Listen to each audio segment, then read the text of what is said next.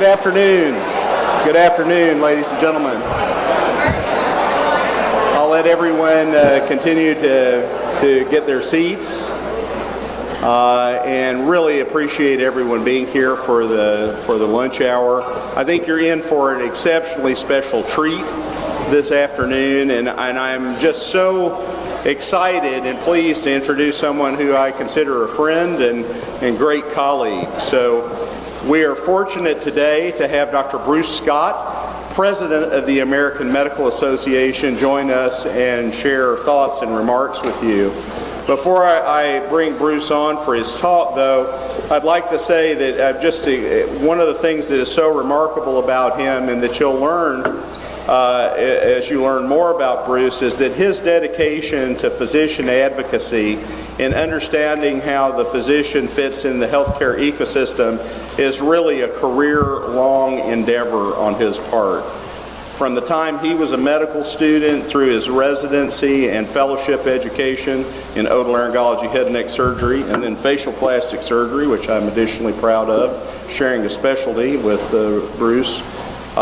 He has really been very courageous, thoughtful, rolled up his sleeves, and put a lot of sweat equity into advocating for physicians and therefore advocating for our patients to make sure that the ecosystem in healthcare serves our patients well. We have to have a healthy and productive and thoughtful and creative physician workforce.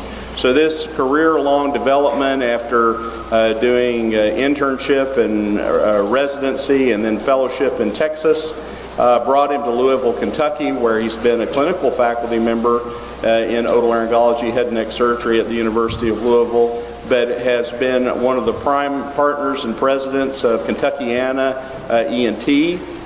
Even as president of the American Medical Association, he continues to actively practice. So he is intimately involved in patient care on a weekly and likely a daily basis, knowing Bruce.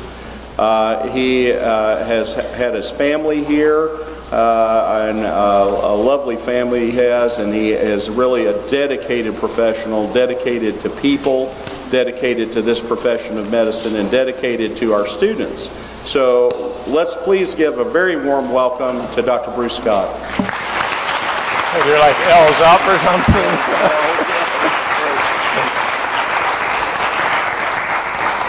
Well, thank you, Jeff, or I should say Dean Bumpus. Congratulations. The otolaryngologists are taking over, in case you haven't noticed, between Dr. Gansel before him and then Jeff. And believe it or not, the president-elect of the American Medical Association is also another otolaryngologist, so if that's a hint to any of you guys. Actually, I'm the first otolaryngologist to ever be president of the American Medical Association. There's been about 13 Kentucky physicians who have been presidents of the American Medical Association. Many of them were many, many years ago, even before I was around. And then most recent Louisville physician was back in 1984. So it's been a little bit of time.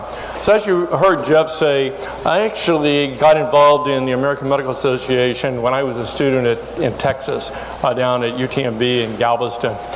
I was very lucky back then because the dean of students believed in organized medicine.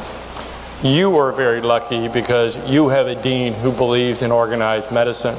When I went to join my residency, I was fortunate again that my chairman believed in organized medicine. Now that wasn't a common thing back in the early 90s. There was a schism between the AMA and the AAMC and the American College of Surgeons and ACP and such, and we've actually really worked to merge that together.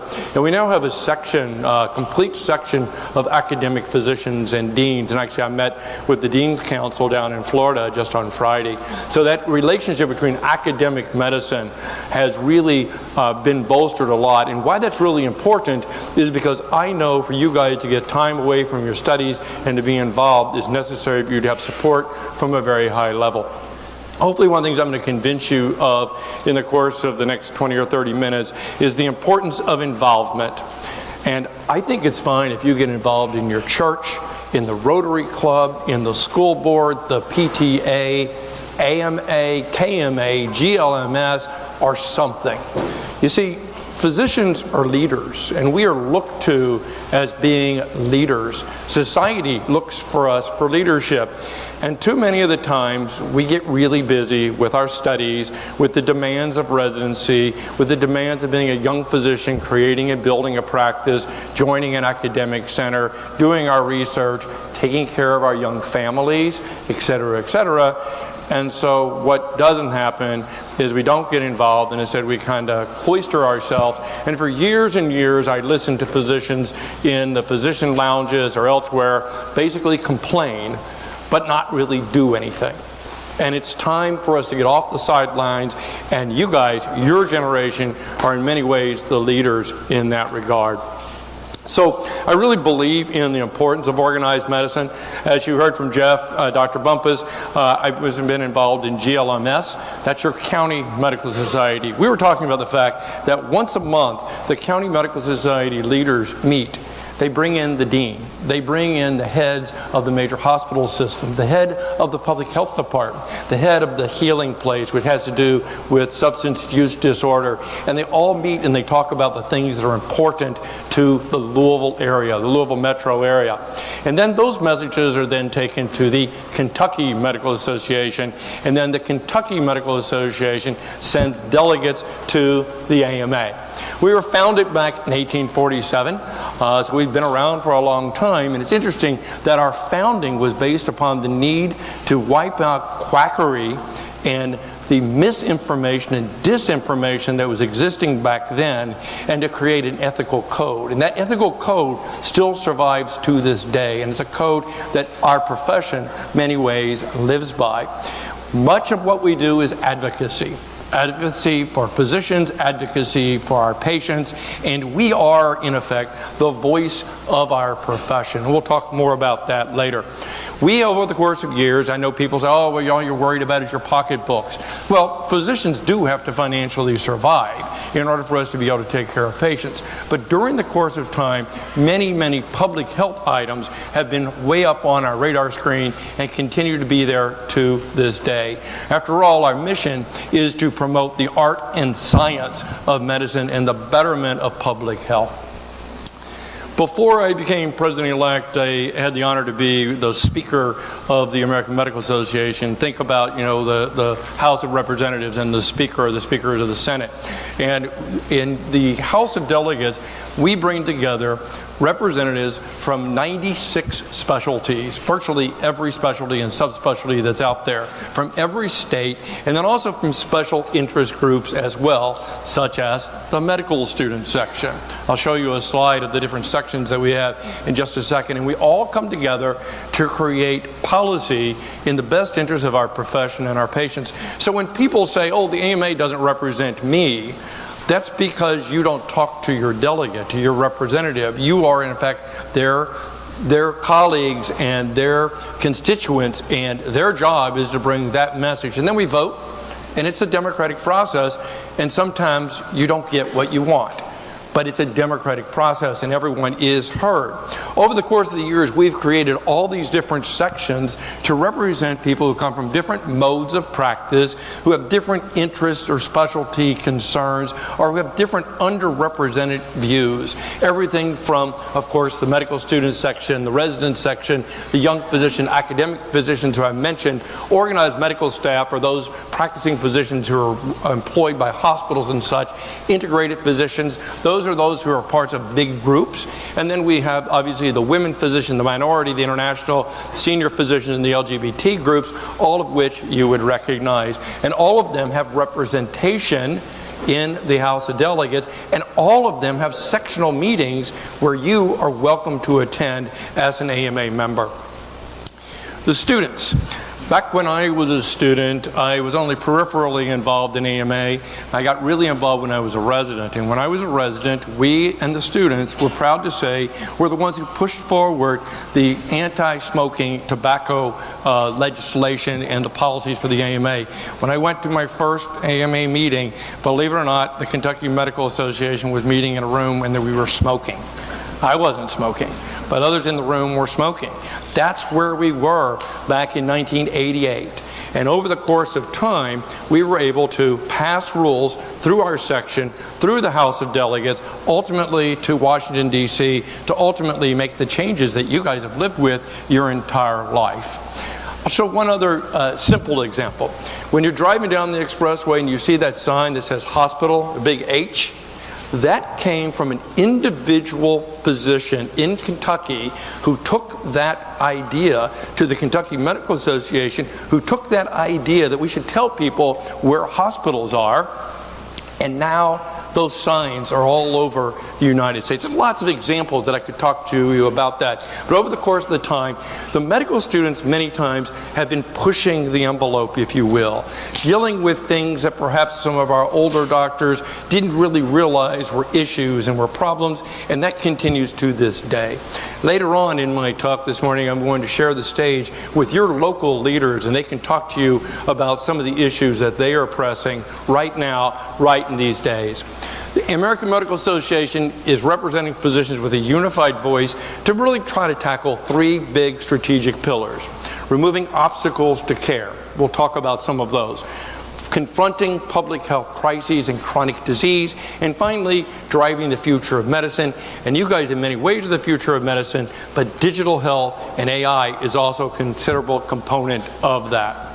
As I'm talking to physician groups around the United States, I'm talking about the fact that it's an exciting time in healthcare with all the wonderful things that are going on, but at the same time, there are challenges that we need to face.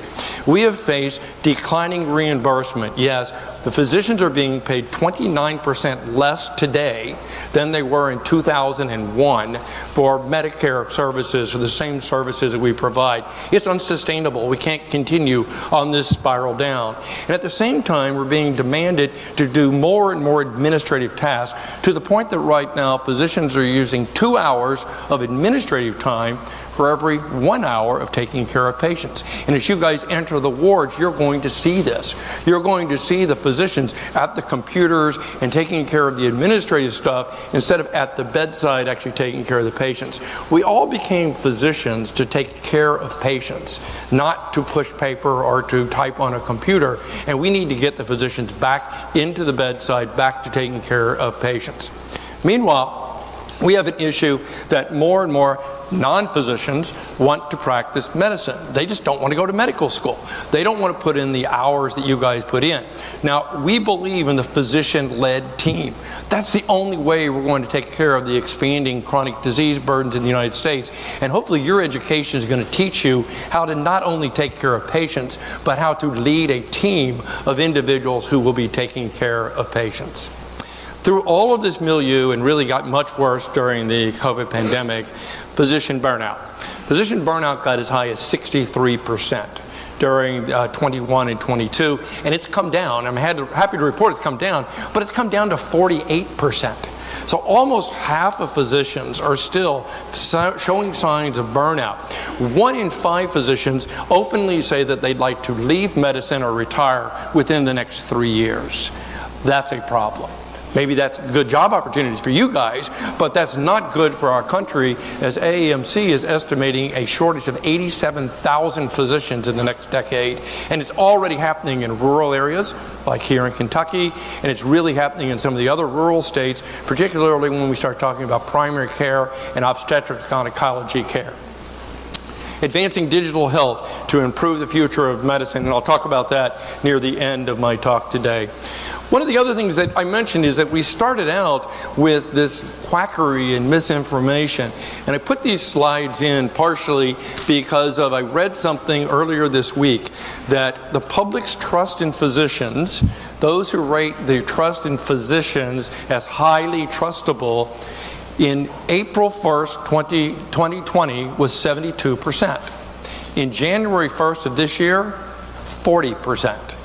We have crashed because the believability of us and social media and the messages that are out there and the disinformation that's out there, it actually got to a crisis level where there were physicians being attacked in their offices and such. I would tell you I lost some patients because of conversation with them about vaccination and such that they didn't want to hear.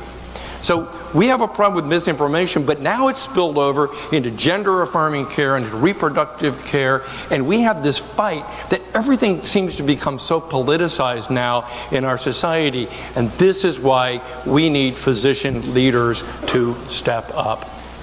I mentioned earlier the burnout rates. One of the challenges for burnout that you guys probably don't realize yet is that when you go to get your license or when you go to join a medical staff or get credentialed, there's a question on many of those forms that says, have you ever had a mental or behavioral health problem that you've had to seek professional help for? Well, if you had a problem when you were a second-year medical student because your partner left you or because tests were stressful and you went to a psychiatrist, which you should have done to get help, rather than facing the crisis of suicide among physicians and medical students, which has reached record proportions over the last few years, you're supposed to check yes on that box. Even though it's 20 years later or 10 years later. And AMA has been working, and we've gotten 26 states to remove that question, to change that question to say, do you have a current impairment? The fact that you had a substance use disorder years ago, but you faced your problems and you got treatment for that problem, should not prevent you from being a qualified physician today. And so we need to remove the stigma of mental health care, and not just for physicians. You know, there are patients who will tell you, that their son or daughter died of cancer or of heart disease, but they're pretty hesitant to tell you that they committed suicide and died by their own hand because of the stigma that exists around that. And we have a mental health care shortage within our United States, and we are attacking that. I want you to know that we also are very active, not just in the capitals, but in the courtrooms as well. So much stuff about medicine winds up getting litigated. Even when we get something successful or when we get something bad from a legislature, we fight. And we fight for the patients. We fought successfully to get mifepristone back able to be prescribed. We fought and defended the rights of different groups to be able to sanction physicians. We fight and we continue to fight for reproductive health care rights around the United States. We fought unsuccessfully, unfortunately, the rules before the Supreme Court about the quotas and such that were taken in that recent court ruling. We defend physicians in medical liability cases as well. So I'd like to say that AMA is your ally in the courtroom, the exam room, the boardroom, and in the capitals around the United States. Let's talk specifically about some advocacy for students on issues that are probably near and dear to your heart. Improving undergraduate and graduate medical education, including the fact that we need to do something about the outrageous debt that so many physicians finish with. Something that just seems so simple that we're talking to legislators right now is to allow you to pay back your student loans with pre-tax dollars. It is, in effect, a business expense. It's an expense that you face in order to be able to have a career. And it should be pre-tax dollars, which makes a big difference. We need to get back to the NIH funding, the National Health Service Corps, the American Indian and Physicians and Alaskan Native loan forgiveness programs, and we need to increase the number of residency spots. The last few years, we've increased the number of medical student seats. But unfortunately, the government, because of money, has been resistant to increase residency spots. So the last several years, we graduate more medical students than there are residency spots. That makes no sense at all for us to educate an individual to be a physician and then wind up being an Uber driver because they can't get a residency spot and have to work for a few years before they can finally get in. In addition to that, we need to recognize the fact that international medical graduates take care of about a fourth of the citizens in the United States, particularly those in underserved areas and rural areas like Kentucky and like Appalachia, and yet for no reason we kick many of them out of our country when they want to stay and provide care. So we need to reform some of the visa rules and some of the Conrad 30 rules and such, and these are things that you guys are working on.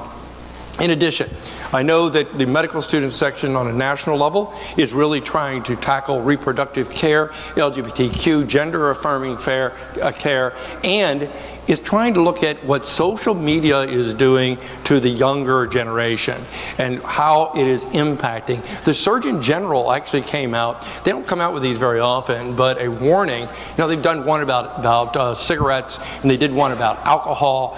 He recently released one about social media. and the impact on social media causing isolation, felt to be increasing risk of suicide among teenagers, depression among teenagers, all because of the amount of time and what is being fed to the students and the younger people. This is a slide that talks about expanding residency programs, trying to get the student loans retired along with other student loans that the Biden administration and others are working for, and support for international medical graduates. The AMA is a big believer in health equity and that we need to do something to increase the diversity of our classes. And as I look around this room, I can tell you that my graduating class did not look like the class that I'm looking here. So there has been some success. However, the percentage of black individuals, and particularly indigenous people who are going to medical school, is still woefully low. And we know that we need to work harder and we need to do things to improve the equity, not only of the medical student class, but the awareness of those of us who are already out in practice, and we have a lot of resources available along that line. I want to tackle briefly the second pillar, and that is public health and health crisis and such of the pandemic. We know that chronic disease, and this is going to be the main focus, I suspect, of your all's career, because about 90% of healthcare dollar right now is spent on chronic disease. And hypertension and diabetes and obesity drive much of our spend, much of our hospitalization, and unfortunately lower our mortality levels and such. And we need to do something to tackle the chronic disease in the United States. And AMA has been working with the American Heart Association for blood pressure. One of the things we found out when we talked to and looked at medical students was that they didn't know how to take blood pressure measurement correctly. And we're like, wow. And then we looked at residents and we found they didn't know how to take blood pressure measurements correctly. And then we looked at practicing doctors, and they didn't know how to take blood pressure correctly, and neither did nurses. And everybody was taking, not everybody, but many of the people were taking the blood pressure readings wrong. So the first thing we need to do is teach you, and it's now part of your curriculum, of the correct way to take a blood pressure. But then once we find that your blood pressure is up, we need to treat it with better and better medications. And we're trying to raise awareness. You may have even seen these on the sides of TARC buses and such that talk about the fact that 1 in 5 people have hypertension and need to get treated for it and to go to your doctor. We know that the social determinants of health impact health. It lowers the survival rate. Believe it or not, the life expectancy in Chicago on Michigan Avenue towards the lake and 5 miles away from the lake is 10 years difference. 10 years difference because of the social determinants of health. The availability of healthy food, the availability of a physician, the pollution and the environmental consideration, and so many other things, whether we're talking about violence that is part of your life, and we need to begin to address and attack these. And part of that is attacking the problems that we have with equity in this country, and we need to raise people up so that we can get everybody to have an acceptable quality of life and an acceptable living environment. Gun violence. You know, society has really become aware. I would tell you back in 2016, the AMA declared gun violence a public health crisis.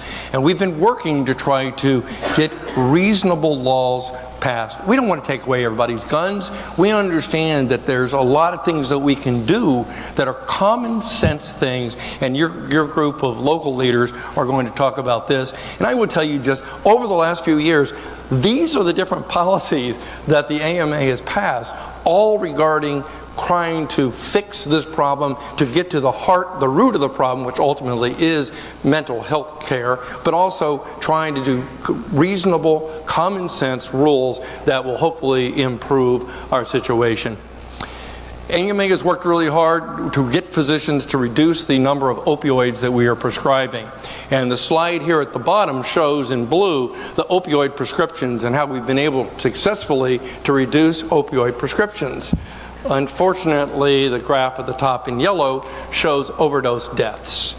And what has happened is there's been a shift from the opioid you got from your doctor's office on prescription to the fentanyl-laced drugs that you get on the streets. And so the result has been more and more deaths. Now, we've tackled this part Now we need to tackle the societal components of the top part. And we need to look at harm reduction methods, things like getting naloxone out there readily available, and we were the ones who were pushing for this to become over-the-counter. And now it's over-the-counter, but you can't find it because it's hidden behind the counter. And we need to get it out, and we need to get it onto the streets where it can actually be effective in helping the people who have overdose issues and mental use, substance use disorder.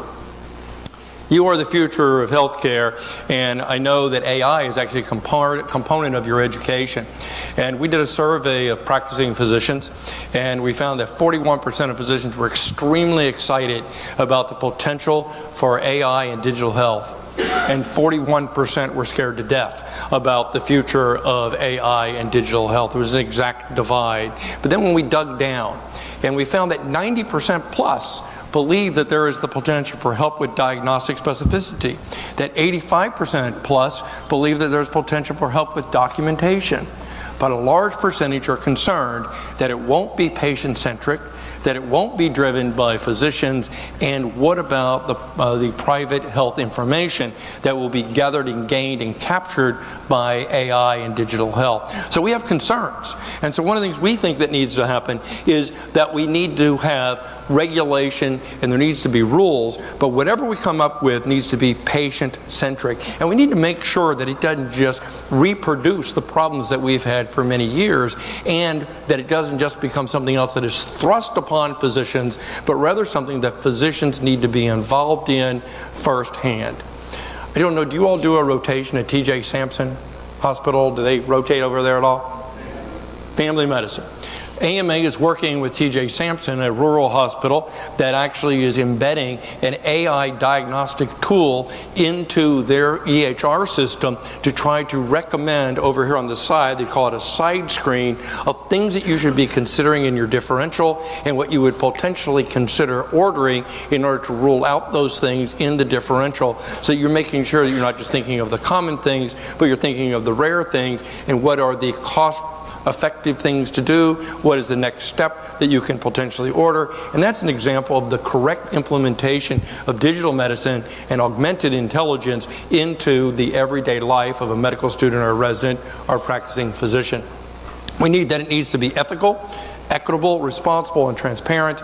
And we've now become very concerned about liability, because the producers of the AI material are saying, this is just like if I created a surgical tool. And if there's something wrong with the application of it, you sue the surgeon. You don't sue us. And we're saying, whoa, whoa, whoa. You're implementing this stuff into our systems. You have to share that liability. And that's a fight that we're going to have to continue to fight.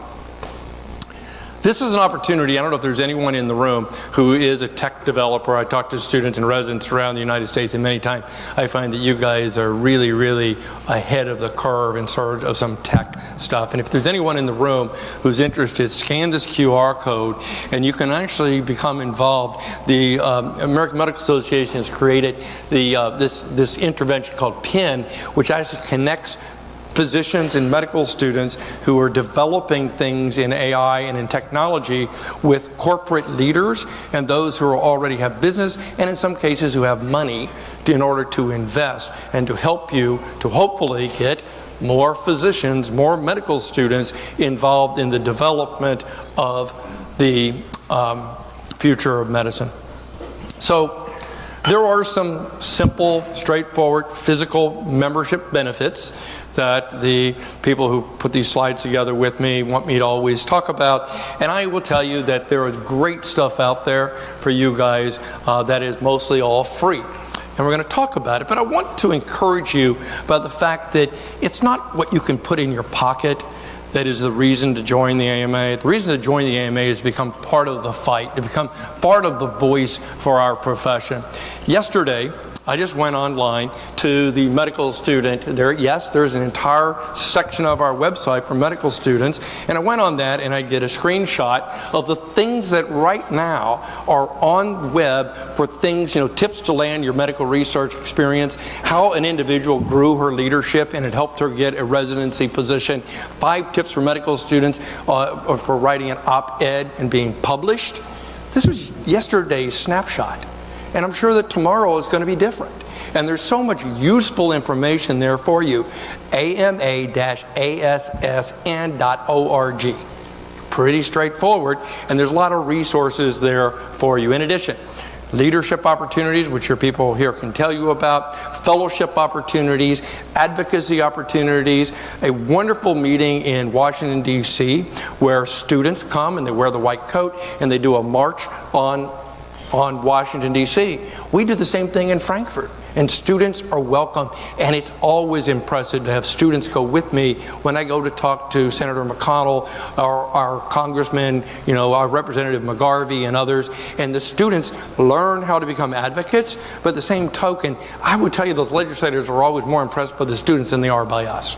So these are things that are all out there, the poster session, the research symposium. In addition, all of these are available for you online. All of these are free, and all these are included in your membership, which literally costs about $17 a year, or you can pay, I think it's $68 for the whole time, and that slide is going to be up here in a second. To me, though, it's really about being leaders, and it's really about advocacy. I know there's critics and cynics of the AMA, but I say to people, who is it who's going to try to protect our profession? Who's going to protect the patients? Who's going to respond to the chronic disease? Who's going to respond to the next cyber attack against a healthcare giant? Who's going to protect the patient information? We want to leave it up to the pharmaceutical companies? Well, maybe the insurance companies. They got a really good lobby. We could just let the legislators figure it out on their own. Well, my answer is no. We need a voice. We need a unifying voice, and that voice is the AMA. And we're only as strong as our membership, and that's why we need all of you to join. I was inaugurated 6 weeks ago as the president, and in my speech, my inaugural address, I talked about the fact that I'm amazed, and I've always been amazed ever since an experience that I had young in my life with a physician who saved my hand, that physicians can change someone's life. As individual doctors, you will impact people's life every day. They will thank you, not as often as they should, but many of them will thank you, and you will know that you have changed, you have improved, you've helped someone's life. But when we come together through organized medicine, we can actually institute change in a community, change in a healthcare system, change that reaches so much further than I could ever hope to do within my individual practice. And that's why we need all of you to join us. This is the slide, this is a QR code you can scan, and it will take you directly to the opportunity to join. Your own group and caucus here need you to join to increase their power and increase their voice. With that, we will take some Q&A, but I want to invite Shreya to come up top here to bring your fellow leaders with you, and we'll have them each introduce themselves, and they can tell you some of the stuff that they're doing here on a local level. Thank you all at this point. Thank you, Dr. Bumpus, for your support of organized medicine, and we're going to stay around for a while and take some Q&A as well.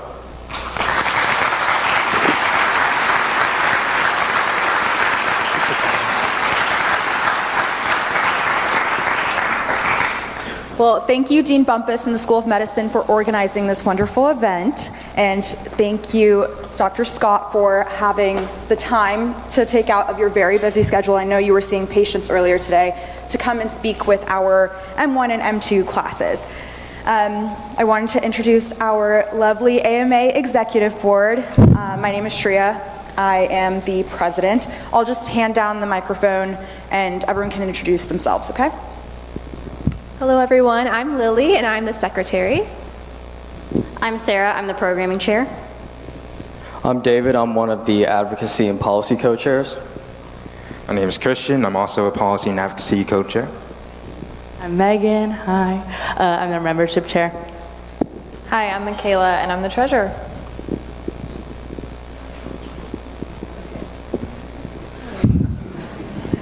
Okay, so M1s, this is a wonderful opportunity for you all to get involved. I believe that there's about 3 leadership positions that are open for the M1 class.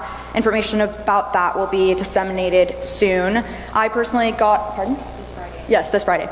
I personally got involved as vice president last year, along with Sarah and Lily. and they can talk more about their positions. But we're just here to talk to you about what our chapter has been doing at the local level and contributing to the greater AMA. I personally, alongside Lily, have been involved with a lot of reproductive health care stuff at the state level. I have been working with the Kentucky Reproductive Freedom Fund this summer on opportunities to advocate for abortion rights and abortion access from the lens of medical student education. We actually conducted a survey across all 3 medical schools in Kentucky, gathered data, and it was overwhelmingly indicating that students would prefer leaving the state due to the current abortion restrictions. That obviously is very bad for anyone who wants to receive care here in the future, and especially terrible for the people who are from here, want to stay here for our training, and want to serve the communities that essentially raised us, right? So that's a snippet of what Lily and I have been working on. We both spoke at press conferences throughout the summer, and I had the opportunity to publish an op-ed with OBGYN Dr. Alicia Fields, that's in the Career Journal. So you have a lot of research opportunities, but also a lot of advocacy opportunities, ways to get involved with the local community, meet congressmen, congresswomen, and especially because a lot of the GLMS leadership overlaps with the medical school leadership. This is a great way for you to show your face and outside of the classroom walls and show how you are showing up as a physician while you're still in school. Hello, everyone. Just to add to what Shreya said about the Kentucky Reproductive Freedom Fund, we got to go to rural areas to do press conferences this summer, and it's a very unique experience because as medical students, we offer a perspective that no one else can speak for us, and that's what to look forward to in residency and, you know, the pressure to receive comprehensive care in our current climate with the restrictions on abortion. So I think it's really important that we speak up about the topics important to us, because as medical students, we have a voice that is very, you know, special, and we're like the future of medicine, so yeah. So something I did last year was I went to the Kentucky Physicians Day at the Capitol in Frankfort. That was really cool and really fun because we actually got to meet with Kentucky legislators to vouch for a prior authorization reform bill to try to reduce the prior authorization burden on doctors. So actually getting to vouch for our concerns as future doctors was really exciting and interesting. Unfortunately, the bill didn't pass, but that's something that the KMA isn't giving up on, and I plan to go again this year. And then Christian and I both went to the national conference in Chicago this summer for the medical student section as delegates representing the University of Louisville. So as the University of Louisville, we're representing Kentucky, and we actually got to vote on our opinion on medical student section policy, which may eventually become AMA policy as well. So that was really cool, really exciting. So I just want to talk a little bit about why I got involved in AMA, and maybe this will be the reason that some of you guys get involved with it. I always thought that the best physicians that I looked up to were the ones who, you know, when they implemented a treatment plan for the patient, they thought about what barriers they could face. They thought about, you know, what things in their life could potentially stop them from being able to adhere to that treatment plan. And I think that one of the main ways that you can come to learn about these problems is not only just by being out in the community, but also just by trying to insert yourselves into these discussions and these talks about what's happening in healthcare and how it can affect patients. And I think that that's very important for us to be educated on not just how we can treat patients at the bedside, but also outside of the walls of the hospital, how we can impact and improve lives for the patients that we're training in those scenarios as well. I also think that the thought of being able to develop policy that can improve the lives of millions of people is very intriguing as well. And it's a little bit of a change of speed from, you know, being a doctor and just treating a patient one-on-one. When you know that policy is passed and it's helped a lot of people, or vice versa, you've stopped a bad policy from passing, I think that's something that is very special as well, and that we could all essentially strive for.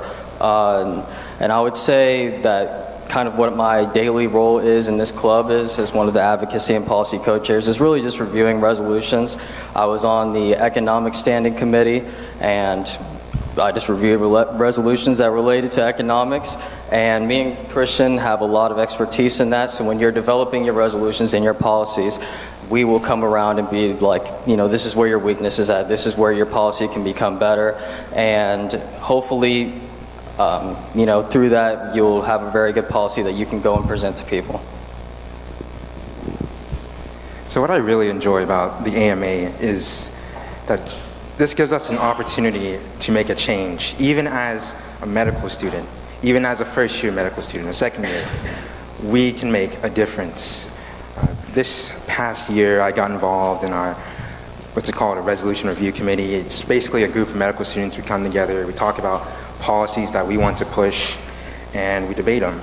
And ultimately, this culminates to national meetings where we come together as a delegation of medical students. We debate policies, we decide which ones we want to pass, and if those pass, we then push them to what they call the House of Delegates, and if that passes, that becomes the AMA policy. And being involved in this process, you really get to understand both what a resolution is in the first place, but also you get to see in real time how, as medical students, we can influence AMA policy. And what was really cool about that is AMA policy essentially makes a stance for the AMA as an organization on issues that they want to talk about, issues they want to advocate for. And as medical students, this kind of culminates in events such as what we have called Physicians Day at the Capitol that we kind of touched on, in which we as medical students get to go up to Frankfurt and talk to legislators about issues that we care about, along with Kentucky Medical Association physicians. And even though we are just medical students, our legislators like to hear what we have to say. They really do. Our voice matters. Thank you. Hey, so in terms of my role in membership, what I really get to do is connect our members to all this power of organized medicine that Dr. Scott talked about. I know he kind of already went through the benefits of membership, but something I do kind of want to plug is if there's a specific advocacy issue on the national level that you're interested in, whether that be reproductive care, indigenous health issues, et cetera, we're able to really connect our members at a local level to this national policy lobbying. And that's something that I'm really proud of, that we're able to have member representation on in a nationwide platform. Hi, I'm Michaela. I'm just the treasurer, and all I do is take care of the receipts. I take the photos. But beyond that, a specific issue I want to talk to you guys about that the president also mentioned was we have a gun violence prevention committee. All the work that's been done on that so far, all the credit goes to Aruj Nassim and her team, who are all now in threes. We'd love to continue their work this year, though. They were able to get a couple of resolutions passed. One was about continuing medical education for physicians so that physicians can educate their patients about safe gun storage in the home. And another was about screening for the presence of guns in the household at visits. So if you're interested in that, let us know. Also wanted to say that we're all going to be at the back tables up there with our laptops. If you're interested in joining today, we'll have the sign-ups open and ready for you. And just kind of want to say that I joined the AMA with really no particular purpose in mind. You don't have to have a certain issue that you're in love with to join. I joined as a way to keep myself accountable, to just stay plugged in to policy stuff. So yeah, just keep it in mind, give us a shot. Hopefully we'll see you up there. Also, we have really cute pins at that table. There you go. So that's your local group, and we can open it up to Q&A. There's some microphones that are down here, and feel free to ask questions, and I'll shuttle all the difficult questions to these guys, and anything easy I'll answer. So any questions, please fire away. Go ahead, over your left. I think I recall seeing an AMA statement about scope creep release last year. Can you elaborate more on what the goals of that are? I liked that you said that you blocked non-medical graduates from using the term doctor in California. Why is it only California? Why isn't all of them like that way? Well, so the question is about non-physicians, in effect, expanding their practice. Most of the licensure and limitations of credentialing is done on a state-by-state basis. There are some national things which I'll talk about, but we work with the states. We create model legislation, and then what we also do is we find out what works in one state and try to help the other state. By the way, the nurse practitioners and the PAs and the chiropractors on the other side of this are doing the same thing. They're figuring out what works in one state and taking it to a different state. Texas just got 140 different bills that were introduced that would expand the scope of practice from everybody from naturopaths, acupuncturists, chiropractors, to actually 3 bills that were people who had no medical training at all, but who they wanted to be able to open up basically hydration spas for people who were hungover and be able to, oh, well, all we're going to do is start IVs and give them some fluids. And the Texas Medical Association was able to fight those with the help of the AMA and defeated all 140. But it comes back. So yes, in California, they were able to do some of this stuff. And one of the things we fight is different groups who want to not only practice, they want to call themselves physicians. And we're really trying to protect that name of physician. You guys are working hard to become physicians. And you know what you're learning every day is not something that can be learned in a truncated version. And that's why we're really fighting. Now, on a federal level, there are some bills. There was a bill last year that was defeated that was a nurse practitioner bill to be able to expand the prescribing authority, to be able to prescribe more nationwide, and to expand the scope of the practice, and we were able to defeat that on a national level.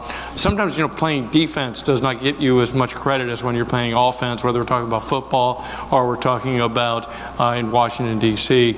But stopping bills that would otherwise be problematic is one of the big things that we do. And then we fight in court as well to try to hold back. One of the simple things that the House of Delegates passed just this last meeting that we're going to be implementing is that everybody around a hospital ought to have something on their name badge that says who or what they are, including the fact that you're a medical student, and so many times people come into the room and they introduce themselves of, I'm Joni.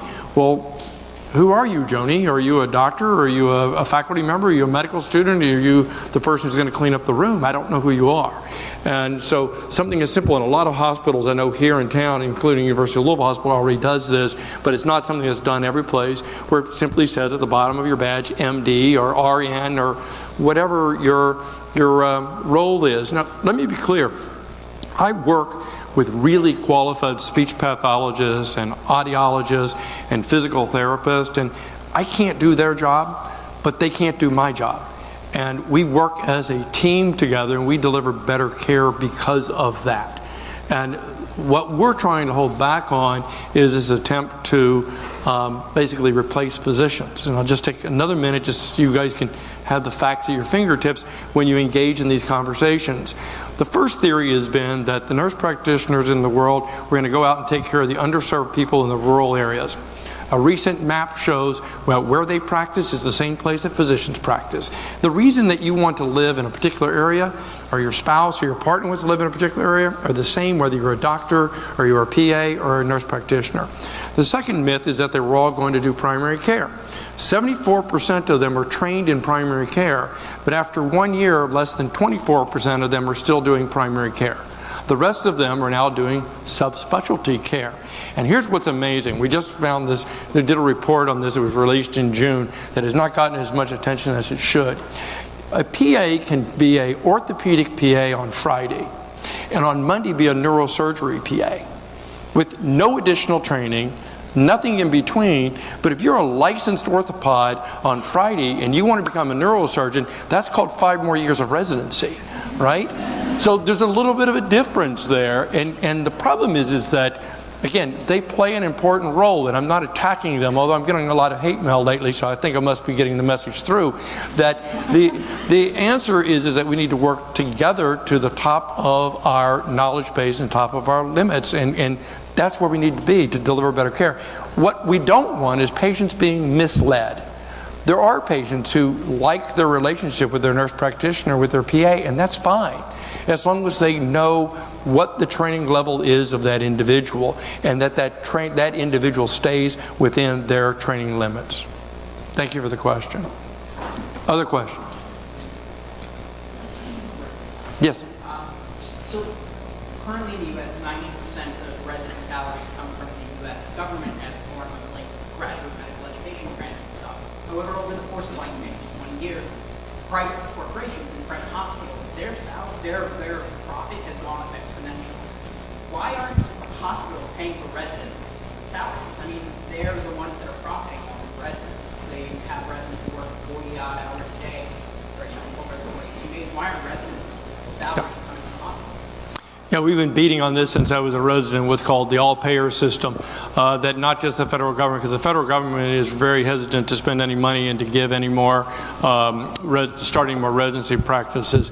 Actually, I was just down in Florida this last weekend, and they have a hospital down there that did exactly what you just talked about, and they started 600 new residency positions, and they're now in their 3rd year, and they've got some really good data that shows that the average physician the average medical student and average resident stay within 80 miles of where they train.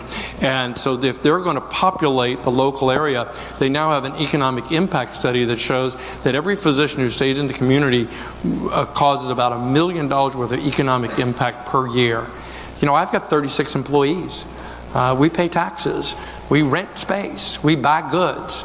And so we've been working on this message, and I think, I hate to be bottom line, but I think the reason that they haven't done it is because we haven't forced them, and they don't want to spend the money. They'd rather give the money to their shareholders or to their administrators or whatever, rather than put the money into residency training.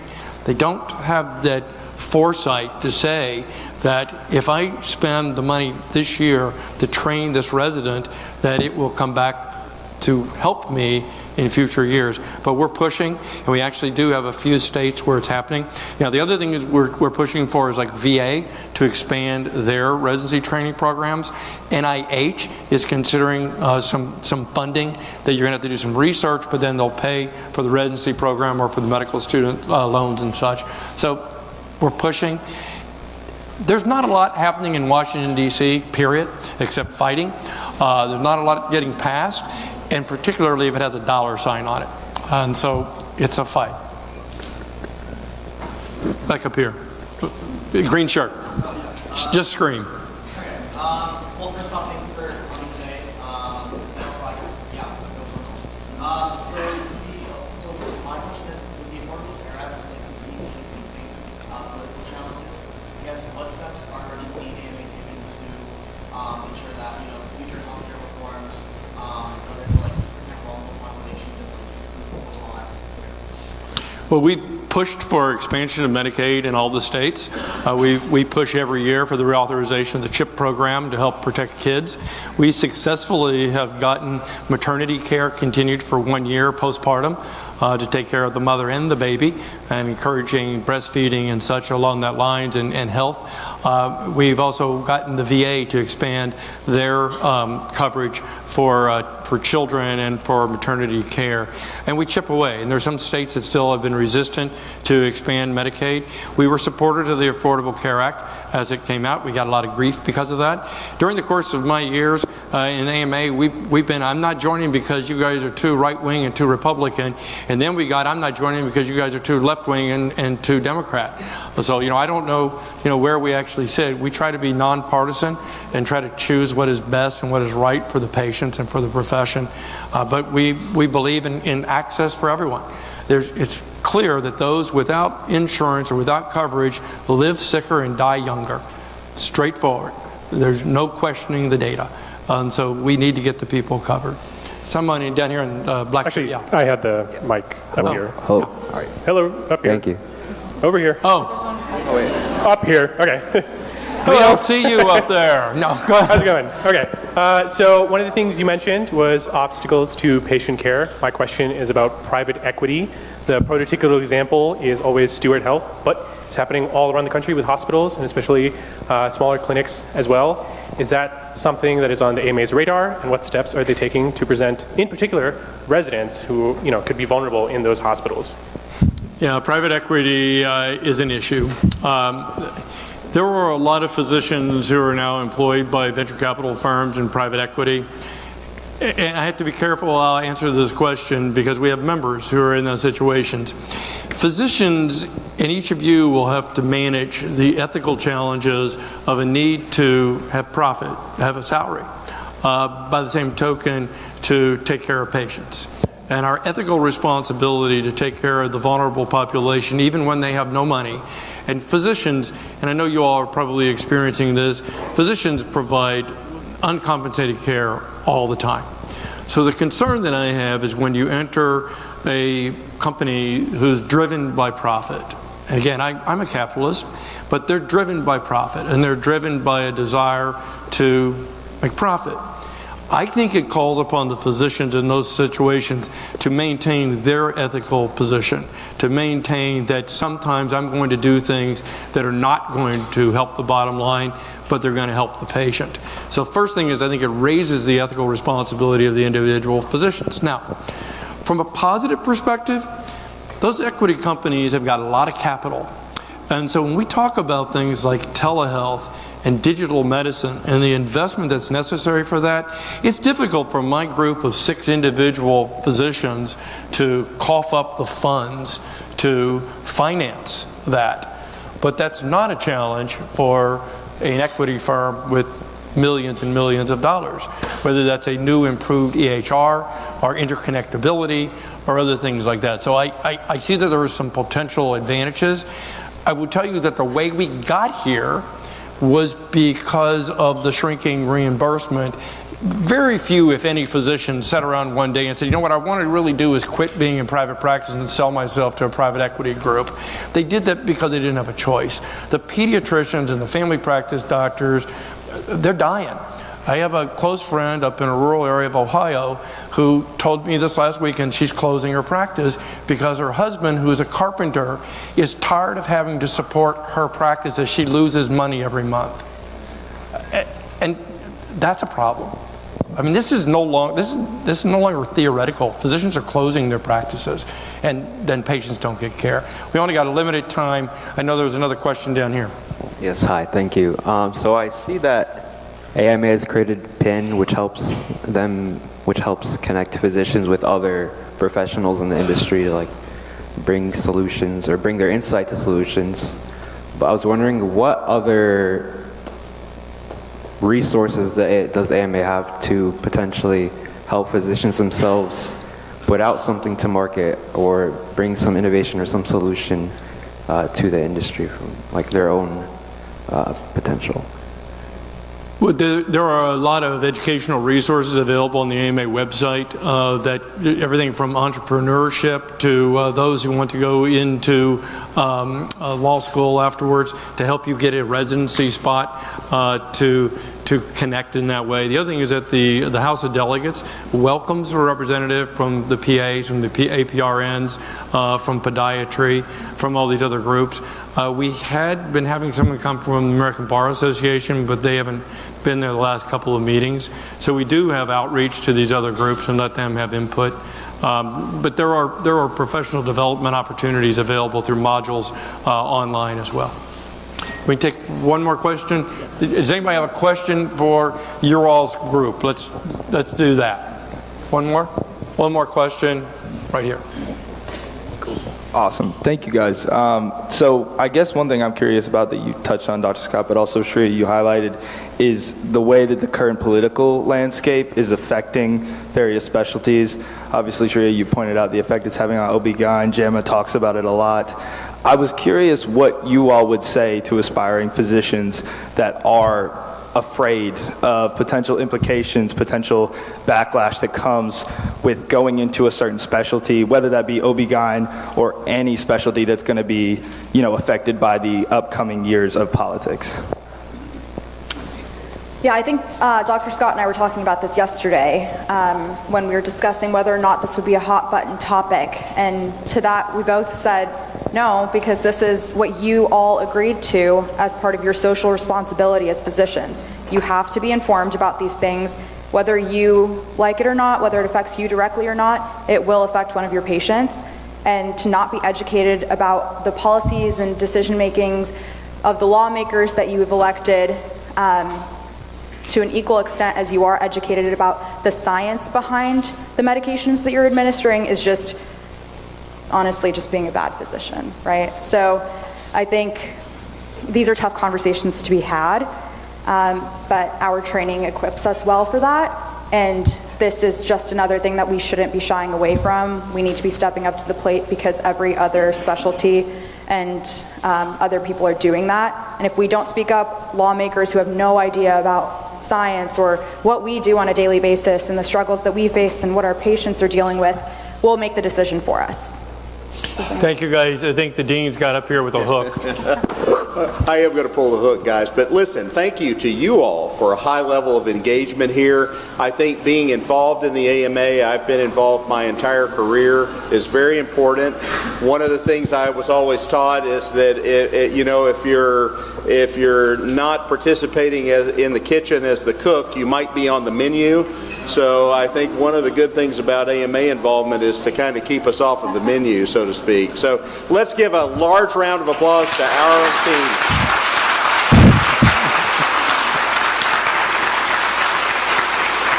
And one more great round of applause for Dr. Bruce Scott, our own Louisvillian, president of the AMA. Thank you, guys. Thank you, guys, and don't forget that there are AMA tables at the back. Please stop by and have more conversation.